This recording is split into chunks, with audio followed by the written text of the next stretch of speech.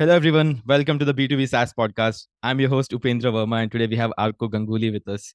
Arko here is the co founder of a company called Legitify. Hey, Arko, welcome to the show. Hey, Upendra, thank you for having me here. Pleasure to be here. All right, Arko. So let's try to understand what your product does and why do customers pay you money. So we are the world's first cross-border notary, remote digital notary. We help people notarize documents whenever they need to notarize one. So basically, if you don't know what notarizing documents means, there is that guy you went to an office who's a notary who stamped something, and you don't know why you waited 15 minutes in that office. That guy. So the use cases are varied. It can be for banking services. It can be for employment, cross-border. So any kind of a cross-border transaction where there are more than two different legal systems in place, you would need the notaries. Until prior to COVID-19, this was predominantly an in-person process in most countries. But post the pandemic, like what it did to EdTech, a significant group of people started going towards digital. Similarly, it happened with the world of notaries, and the laws were updated and solutions like that came about. So we are All the right. first early move to the European and the EMEA market. All right. So before we get further into the product, right, I want to understand your customer base as of today, right? Because I want to get a sense of who you're selling it to and what primary use cases you're dealing with as of today. Can you talk about that? Sure. So our primary customer base is B2B, primarily focusing on B2B enterprise. So the specific use cases for us are varied. For example, the first ones that we focus on right now is the AML and KYB use cases, where you need to verify identities of corporate structures across various jurisdictions, which means it is the Bentos and UBOs and in that area. So we help banks and financial institutions with certification and as well as document identification processes. Currently, we are the primary partner of a Revolut business to carry out all their KYB processes in the EU, which includes people who are coming from outside the EU as well. Another use case that we primarily focus on is international real estate, which means where we work with companies like Fascist Baran. Few marquee real estate companies like Sotheby's also have started using a solution, predominantly because we help them with power of attorneys for agents, and there's a lot of work there when it comes to international real estate. And the third thing that we do help is with companies that are expanding rapidly for their operations across various jurisdictions. Case in point, we have done transactions with Deal.com, a payroll outsourcing company that you must be aware of. That's grown like an amazing space and we also working with remote. Like we have not activated it yet, but we are going to start working with them. A few other payroll companies as well. So that's one of the primary use cases we are focusing on. If you think about it, the number of use cases you have for notarizing documents is across various industries and various use cases. So we have to focus on a few. All right, makes sense. So let's talk about product a bit more, right? So in terms of the exact thing that you're selling, right? Is it just software or do you have anything else on top of it? So sorry.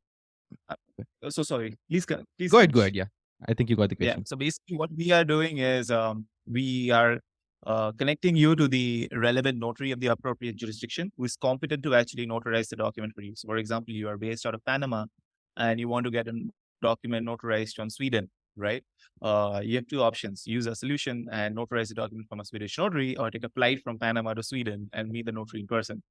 So we have a human element where licensed professionals who are as from the government who are notaries work and help you get your documents notarized. That's what we are doing right now. Going forward, we have roadmap to give pure software value add-ons as well. But as of now, that's what we do. And just help me explain. So is it sort of a marketplace that you're trying to build, or do you sort of hire these government entities or whoever those notaries are? So legally speaking, you cannot hire the government, sure. Right? But what we do is we have a kind of a marketplace model. There are notaries who are the suppliers on one side, and the customers who are the people who need the documents notarized on the other. And that has its own set of network effects, because notaries, once we see the efficiencies of the product itself, they are extremely interested to bring their own customers into the solution.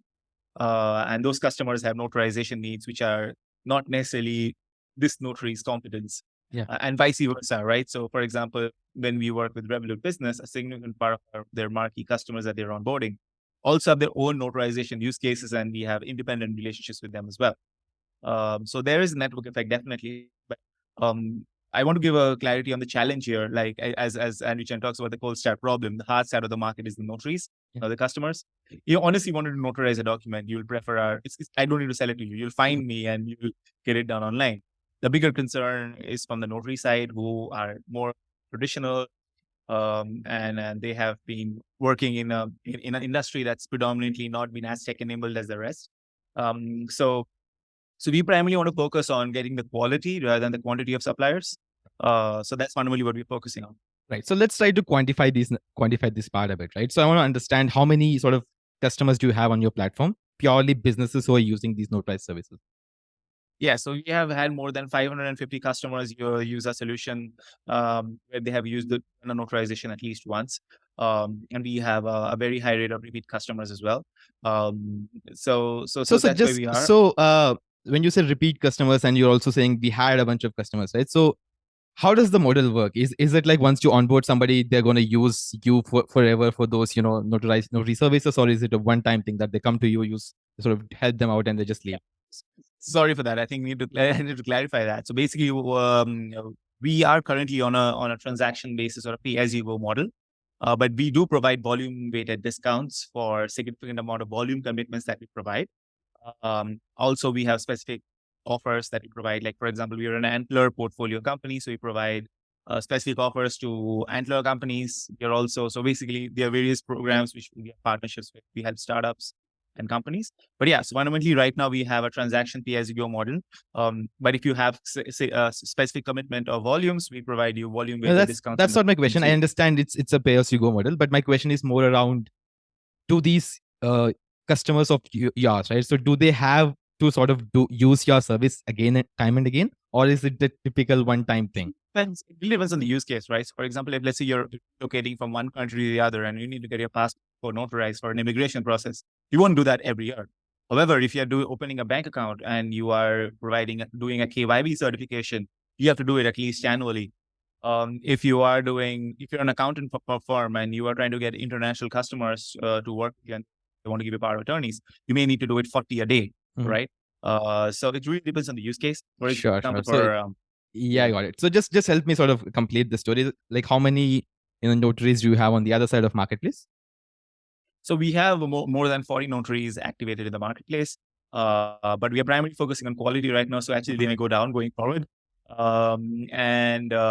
Because in the EU, it's kind of different from that with the US. In the US, the people pay their college tuition with their notary degree. In the EU, you need to be a minimum 5 years solicitor to be considered a notary. So it's a much more gated community. So you want to get the right quality notaries on board. We have notaries from 3 jurisdictions as of now, which is Sweden, Ireland, and England and Wales. And under the Apostille Convention, our documents can be used in more than 101 countries, and we have customers from over 45 jurisdictions. Got it. Including India and the US. All right. So how do you sort of track revenue and growth for a company like yours? I mean, I can't even ask you those questions because it's pretty crazy, right? I mean, customers using you for one reason, they're moving out, right? So how do you even track revenue? How do you track growth? How do you predict churn? All of these things. Let's talk about the process you're using here. Most definitely. So basically what we have done, we just shrunk it into use cases, because otherwise it's just absolute nightmare to figure out what is right and what is not working. So we would say we have cohorted based on use cases. So if we have, for example, a financial institution pushing their use cases to us, we want to see the number of leads that come from that financial institution and how many of them are actually doing the transaction, and how many are coming back based on the specific use case again to do the same transaction, right? So we have cohorted it.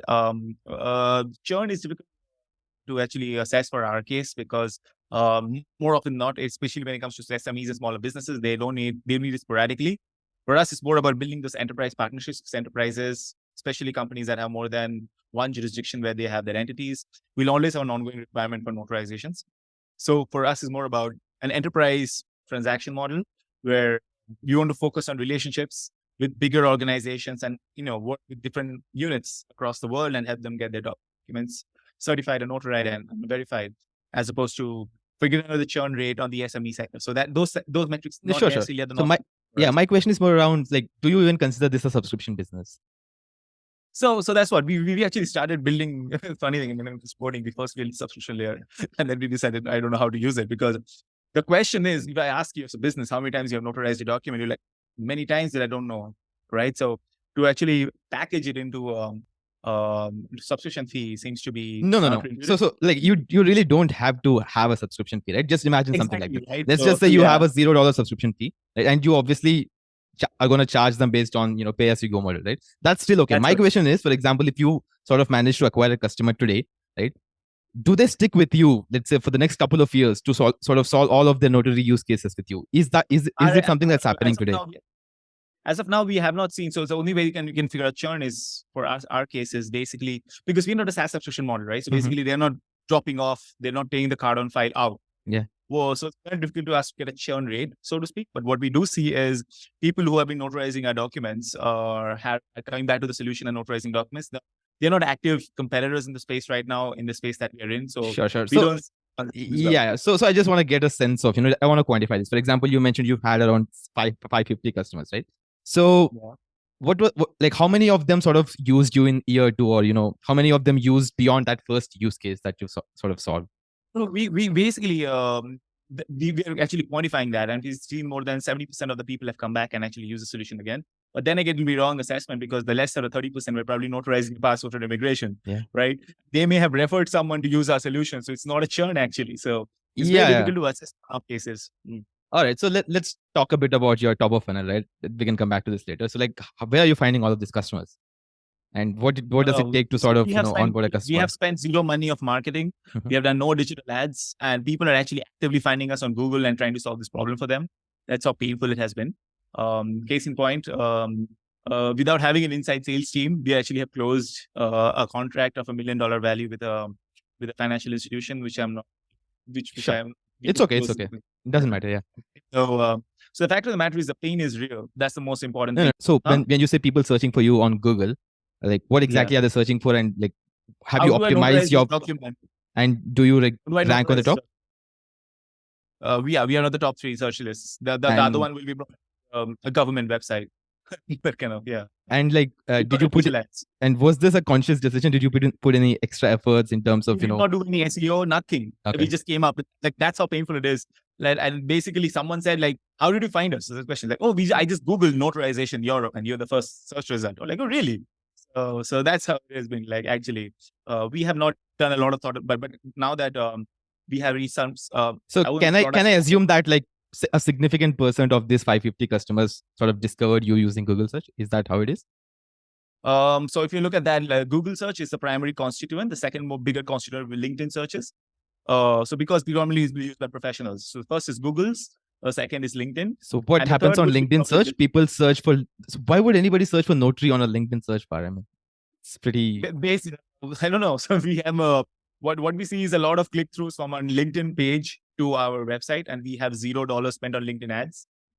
So you are assuming it's from organic LinkedIn discovery? Is that you're assuming, or is it true as well? So we have a click through from a LinkedIn to our portal. So we are tracking that, and that constitutes a significant percentage of the funnel. That's all we know. Okay. What we make up the data, my question is, what's driving your traffic to that LinkedIn page of yours? It may be Google. That's what I'm saying, right? Okay. So it may be Google. It can be circular from Google, but there are many people. But if you search notarization Europe, our LinkedIn page doesn't show up. But we have assessed that. But for what we see, the funnel coming to us, we see 60% coming from Google and 30% coming from LinkedIn. So yeah. So that's what I honestly feel. There's a lot of requirements for notarizations that people give, and there are a lot of organic conversations happening where how can get this done, and we rank really high on that. We also have a significant amount of PR in the market. We have been covered by Sifted. We have been covered by Silicon Republic, Dagens Industry. These are like top startup journals all over Europe. We're also going to be recently featured in another internationally renowned startup journal. So we have been getting a lot of good PR in our startup. So that probably also drives up the traffic. Got it. So just help me explain, right? So in terms of how you're pricing it, right? For every dollar of, every dollar that you charge your customer, how much do you actually end up making? How much profit do you end up making for yourself? Because I'm as of asking now, this specifically because you've got a human element in there. absolutely. So as of now, and I would say as of now, because we are currently working on a different pricing model, because we're doing some product changes. But as of now, the way it works is basically we have a base fee of 35 euros, a convenience fee, over and above the notary fee that is a fixed on each and every transaction. If the notary fee is above 115 euros, we charge a flat 30% convenience fee over and above the notarial fee. So in case you are charging, if the notary has a fixed fee of 200 euros for your document, the platform will charge you 260 euros. We're pretty transparent about our pricing. We know exactly what value we're bringing. I think the 60 euros will not hurt you as much as going to France and getting something notarized. And can I ask you how much revenue did you do last month? I know it's going to be So seasonal, it's going to vary a lot, but just last month. so basically, we are on road to complete 175K of revenue by the end of the year. So That's per finally year, what. right? That's per year. Yes. So Sure. monthly tracking happens. It Sure, becomes I like get it. spike. So Yeah. it's like, There's hey, always this a month seasonal we did element. Yeah. 15K, this month we did 10K. I don't want to do that, right? So, Yeah, I get it. So let's get a bit of backstory here, right? So when did you start the company? So it was a funny story, really. I am professionally a lawyer, and I was a part of the Antler program in Stockholm when we were looking for my co-founder. One of five things I had on my bucket list I wanted to change in the world. Like I've always had an outlier profile. When I was at school, I always wondered why I'm studying trigonometry. I still haven't figured that out. So I met my co-founder there, Aida, and she's more from a professional finance background. She lived most of her life in New York, and we met. And it was the thick of COVID in 2020 here in Sweden. It was for all the wrong reasons. There was no social distancing, no lockdowns there. So the entire world did not let anyone leave it. And we needed to notarize a couple of documents. I needed to notarize a document in the UK, and I incidentally needed to notarize a document in Ireland. And it just was like one of those random conversations that, people say you ideate together, have that eureka moment like Archimedes, and he solved the problem. And we went backwards. We had a problem, figured out, and just built a startup around it. Yeah. So that's how we started Legitify, to solve our problem ourselves. Basically, we had to open a bank account, and we did notarize some documents. So we notarized it. So basically, we built the problem for a solution for ourselves, and then we have been selling it to the public. It's been a couple of years, right? It's been 2 years, 2 months. Sure. And how many folks do you have in your team, and have you raised any external funding? So we have a lean team. Right now, we are a team of 6, and we are growing. Sure. And have you raised any external funding? Yeah. So we are about to close a specific undisclosed amount, Sure. which will probably come to know in the next couple of weeks. And before that, we have raised just north of $300,000. But we just closed our. I can't say. Sure. We'll tell you. Yeah. So Arko, one last question, right? So what's the vision for your company, right? So which direction are you going to take, right? What's your next big goal, and how you're going to reach there, in terms of revenue and yeah. So when it comes to revenue, basically we have to reach 100K ARR. $1 million ARR as fast as possible. So my question is, does ARR even apply to you? As in, that's what we kind of changed a few things about the pricing as well. So are you going to take that subscription route somehow? It's going to go there because now we have some sense on the understanding of volumes. Now that we have this for a while. That being said, we want to have we want to move to 1 million ARR within the next 12 months to raise our Series A. So that's the primary North Star revenue metric. When it comes to the vision metric, which you said, like, I don't know if it's a metric. The vision is basically the fundamental reason we did this was we wanted to live in a world where legal processes need not be archaic unnecessarily. And the most low-hanging fruit was the importance of notarization. And it's still I feel it can be done in a better way than what has been done presently. We're going to move in that direction where we actually take specific user journeys and legal processes of verification and validation and make it better. But in the short to the medium term, what we do is we're going to implement more features, make the process more cleaner. We'll make notarization simpler. We'll build APIs. We'll integrate with various user journeys and enterprises, and we'll strategically place ourselves in every step of the user journey so that users need not even think they're using Legitify. They just get documents notarized. All right, Arko, thanks for taking the time to talk to me. Hope you scale Legitify to much, much greater heights. Thank you. Thank you so much, Upendra. It's a pleasure talking to you. Have a great one.